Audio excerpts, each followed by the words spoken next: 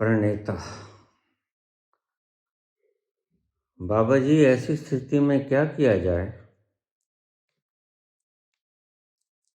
जब बीजेपी वाले हमारे खातों में 10, 20, 50 हजार रुपए करवा देते हैं तो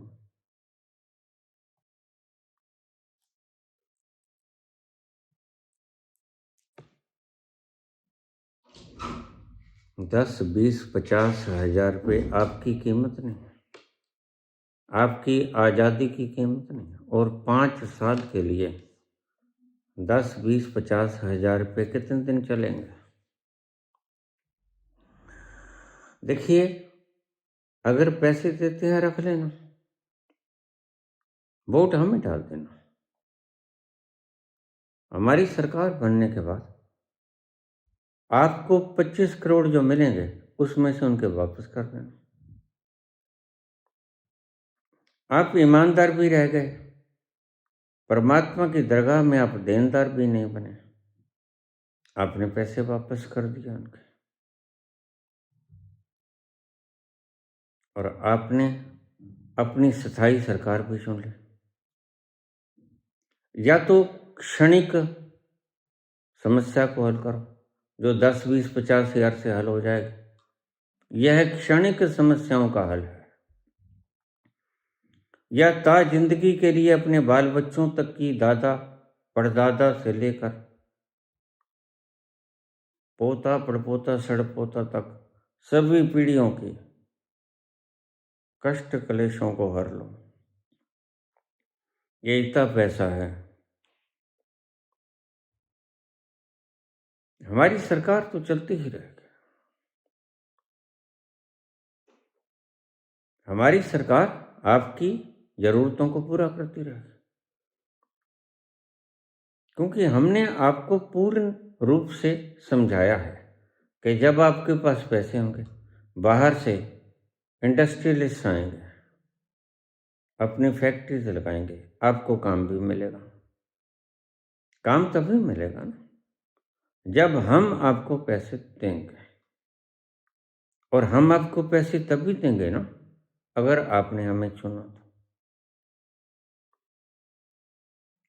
अगर आपने हमें नहीं चुना तो फिर जिनको चुनते हो उनको आपने क्या दिया, उन्होंने आपको क्या दिया?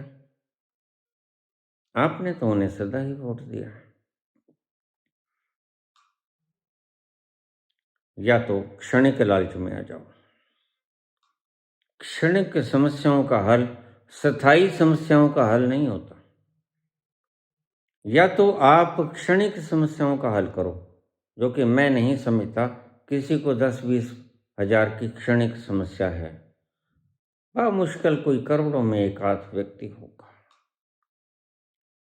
या स्थायी समस्या का हल करो, सोचना तो होगा ही।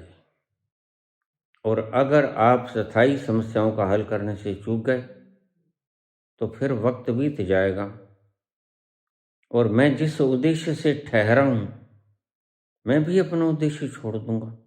जीने की लालसा मेरी बची भी नहीं। मैं आपके लिए ही ठहरा।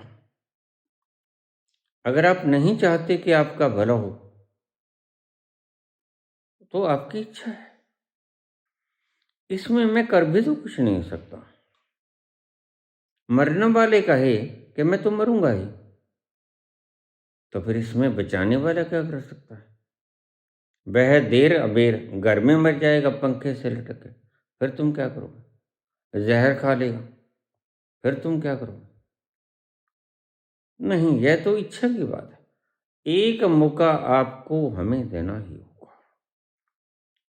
एक बार तो हम पे विश्वास करना ही होगा।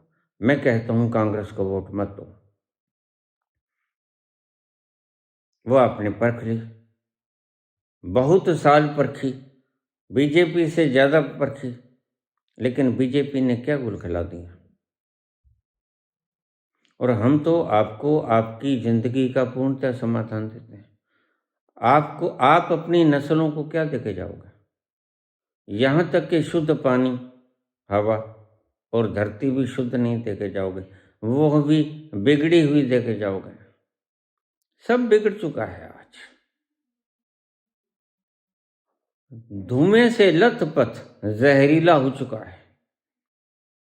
यह पागल लोग पुतिन जैसे, ट्रंप जैसे युद्ध छेड़े हुए हैं।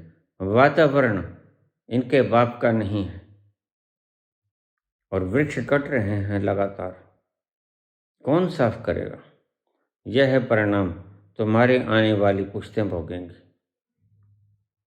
कोई साफ करने को तैयार नहीं, लेकिन हम बच्चों को काम देंगे। बच्चे वृक्ष लगाएंगे। पर्यावरण को दूषित जो हो चुका है उसको शुद्धिकरण करेंगे। आपकी समस्याओं को हल करेंगे। आपकी जिंदगी से डर समाप्त हो जाएगा। राज भय जिसे कह देते हो। बड़े लोग सोचते हैं जो बेचारे ईमानदारी भी करते हैं, टैक्स भी भरते हैं, चलो थोड़ा बहुत कम भर देते होंगे, लेकिन भरते तो हैं। उनको यही चिंता सताई जाती है कि अगर 10, 20, 50 हज़ार रुपये कम भर दिया तो पता नहीं कब IT वाले, ED वाले आके छापा मारते हैं। यही 10, 20, 50 हज़ार का बचा लेना उनके लिए जी का जंजाल हो जाता है। लेकिन हमने इनकम टैक्स ही समाप्त कर दिया। इनकम टैक्स समाप्त। आपकी जो वोट डाली जाएगी, जिसे डालोगे उसे ही जाएगी। ज्ञानेश कुमार को नहीं जाएगी, राजीव कुमार को नहीं जाएगी, उसे ही जाएगी जिसको भी आपने डाला, ABC कोई भी हो। और यही लोकतंत्र होता है। लोकतंत्र का अर्थ होता है जिसको आपने मन चाहा वोट दिया, आपके प्रतिनिधि को उसे ही मिलना चाहिए वोट। लेकिन अगर रास्ते में अटक गया तो? अगर ज्ञानेश कुमार ने आपका वोट अटका लिया फिर क्या करोगे? फिर कोई हल नहीं है। इसलिए अब चूके तो सदा के लिए चूक जाओगे और आपकी नस्लें आपको कहेंगी, पिताश्री, माताश्री, दादाश्री, आप तब कहाँ थे जब ये सारी कलुषता, अंधकार गहरा होता जा रहा था? तब आप कहाँ थे? और आपके पास कोई जवाब नहीं होगा। 10, 20, 50 हज़ार का लालच मत करना। बदहाली में जी रहे हो। देखो सोशल मीडिया पे जाकर देखो, सभी लोग त्राहिमाम कर रहे हैं। लेकिन ऐन वक्त पर ये तो कोई भी कर सकता था। यह कोई नई इन्वेंशन नहीं है। यह तो सभी जानते हैं। बेईमानी से तो जुआ कोई भी खेल सकता है, और बेईमानी से खेला हुआ जुआ कभी फलता है? पुश्तों का नाश कर जाता है। बेईमानी से शकुनी ने खेला, हस्तिनापुर तो था उनके पास, इंद्रप्रस्थ भी जीत लिया, लेकिन बेईमानी से जीता। शकुनी ने पासा फेंका दुर्योधन की तरफ से, और युधिष्ठिर ने पासा फेंका पांडवों की तरफ से, लेकिन बेईमानी से पासा फेंका तो शकुनी जीत गया, दुर्योधन जीत गया, लेकिन बेईमानी से जीत गया। और बेईमानी का जीता हुआ क्या हुआ? कौन बचा? धृतराष्ट्र के वंश में कौन बचा? कौरवों के वंश में कौन बचा? कोई नहीं बचा। एक वही बच गया, युजुत्सु, जो कि दासी पुत्र था, और वह संयोग से, सौभाग्य से युद्ध शुरू होने से पहले पांडवों के खेमे में चला गया था, इसीलिए बच गया। अन्यथा कोई नहीं बचा। नाम लेवा, पानी देवा, झंडा उठावा, कोई नहीं बचेगा बीजेपी का, RSS का। मैंने पहले से ही ये वचन कर दिया है। और ब्रह्म वाक्यम जनार्दनम, हम उस तल पर पहुंचे हुए लोग हैं। यह वाक्य गलत नहीं होगा। देर अबेर नस्लें मिट जाएंगी इनके। क्यों? क्योंकि इन्होंने बेईमानी से, जुए से खेला है गेम। युधिष्ठिर ने ईमानदारी से खेला था, हार गया, तकलीफ उठाना पड़ा। 13 वर्ष का वनवास, 12 साल का वनवास और 1 साल का अज्ञातवास, कैसे छिप छिप के साल भर गुजारा होगा। लेकिन फिर जब वापस आए तो झगड़ा डाल दिया।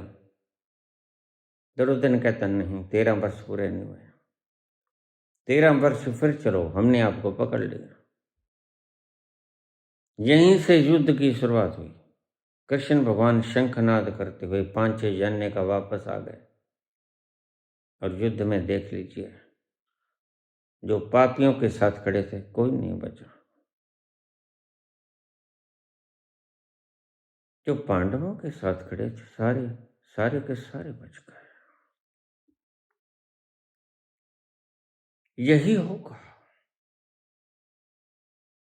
पाप कभी जीतता नहीं, जीतता हुआ क्षणिक मालूम पड़ता है। ऐसा ही कब तक होगा मुझे नहीं पता, लेकिन मुझे इतना पता है, इनकी नस्लें समाप्त हो जाएंगी। आरएसएस, बीजेपी, आज बहुत बार पहले भी बोला हूं, आज फिर बोल देता हूं, ब्रह्म वाक्यनम जनार्दनम सत्य होते हैं, शाश्वत होते हैं। जो ब्रह्म के भीतर से निकली हुई आवाज आए खलक, नकार आए खुदा, परमात्मा का नकारा हुआ करता है। इनकी नस्लें समाप्त हो जाएंगी, तुम देख लेना।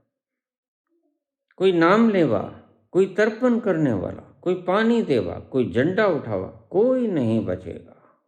धन्यवाद।